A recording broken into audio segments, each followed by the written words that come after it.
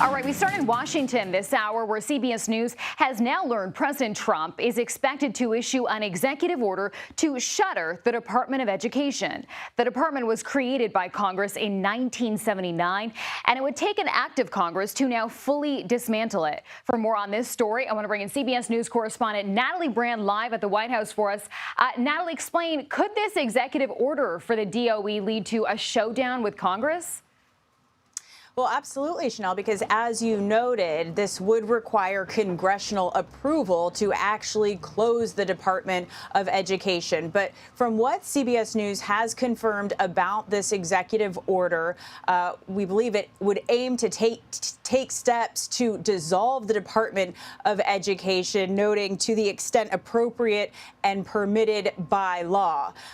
As we know, this was something that the newly confirmed Education Secretary Linda McMahon was grilled about during her confirmation hearing, in which she said that, she agrees with the president's goal, the administration's goal of returning more oversight to the states. Notably, she was asked if the Department of Education is downsized, would states and localities still receive the federal funding, which they currently do receive? And she responded yes. She also, during that hearing, acknowledged that this would take congressional approval. So the big question that's outstanding is, what steps could the administration legally take to continue to shrink the department? We already know that there have been layoffs. So what other directives could be issued? In a new memo by Linda McMahon to staff, she alluded to an overhaul and, again, increased state oversight. Already,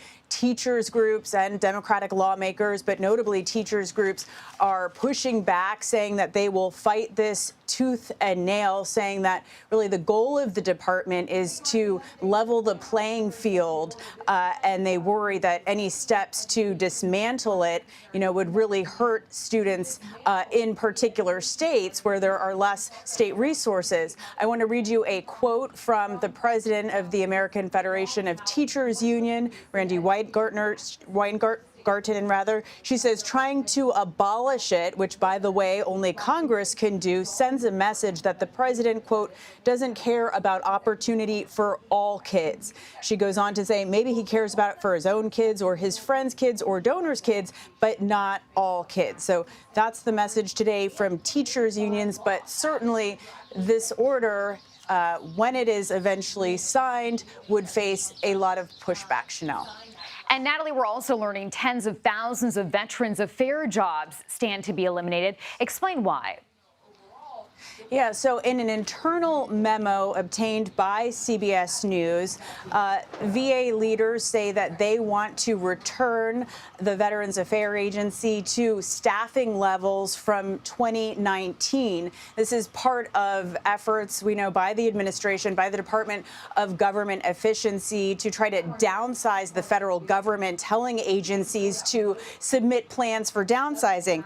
The department, or the VA, was significantly expanded during the Biden administration, in part to try to provide more coverage for veterans through the PACT Act, which provides coverage for exposure to toxic burn pits, which you may remember. So what we could be looking at is tens of thousands, up to 70,000 employees potentially cut. Again, Democratic lawmakers, VA groups fighting back, particularly noting that a number of these employees that have been fired are veterans themselves, Chanel. All right, Natalie Brand live at the White House for us. Thank you.